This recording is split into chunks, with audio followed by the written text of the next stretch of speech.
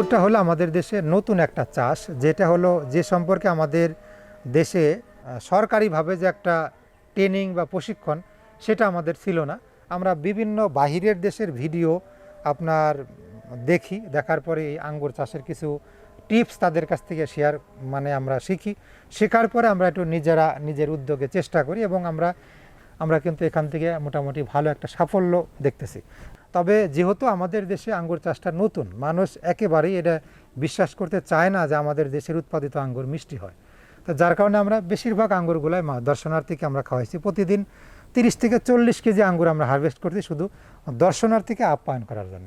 হ্যাঁ, আবার অনেকেই বলে যে আসলে মাটির কারণে টক মিষ্টি হয়, কিন্তু আসলে এই কথাটা সত্য নয়। কারণ যেরকম আমাদের দেশে কিন্তু অনেক জাতের আম আছে, তো মাটির কারণে যদি টক মিষ্টি হইতো, ফজলি আমটা মিষ্টি হইতো না।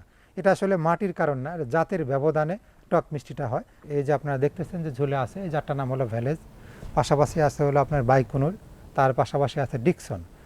প্রায় 30-35টা জাত আমি সংগ্রহ করি বিভিন্ন জায়গার থেকে।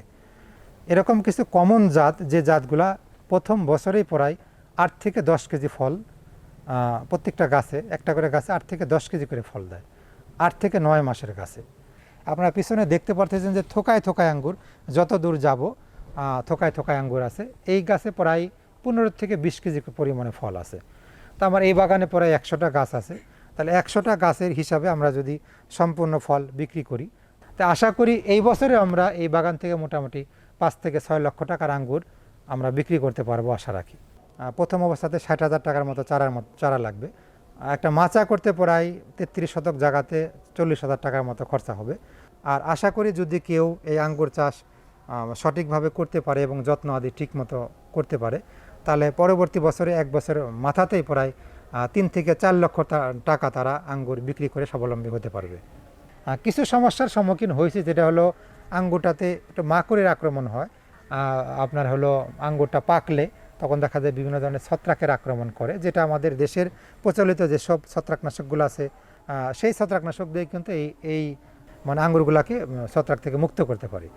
সেরকম প্রশিক্ষণ ছিল না বা জানা ছিল না যে চাষাবাদ কেমন করতে হয়, কিভাবে করতে হয়। তো এখন আমরা মোটামুটি শিখে গেছি। যারা হয়তো বা নতুন করে চাষাবাদ করবে তাদেরকে আমরা একটু পরামর্শ দিয়ে সহযোগিতা করতে পারবো। আসলে এইখানে আমরা যে পলিনেট হাউসের ভিতরে বাগান করেছি, এটা আসলে বাহিরের তুলনায় রোগ বালাইটা একটু তুলনামূলক কম হয়। তাই বলে এমন না যে পলিনেট হাউসের মধ্যে বাগান হয়েছে বাহিরে হবে না, এরকম না।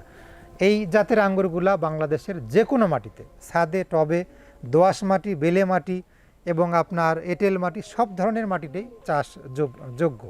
আর যারা বাড়ির আঙিনাতে অথবা 2-1টা করে গাছ লাগাতে চান, লাউ কুমড়ার মতো, তারাও যদি মনে করেন যে আমরা 2-1টা করে গাছ লাগাবো যাতে আমাদের বাড়িতে আঙ্গুর কিনে খেতে না হয়। একটা গাছে 10 থেকে 15 কেজি যদি আঙ্গুর ধরে, আশা করি যে একটা বাড়ির পরিবারের 10 থেকে 15 কেজি আঙ্গুর বছরে কিনেও খায় না।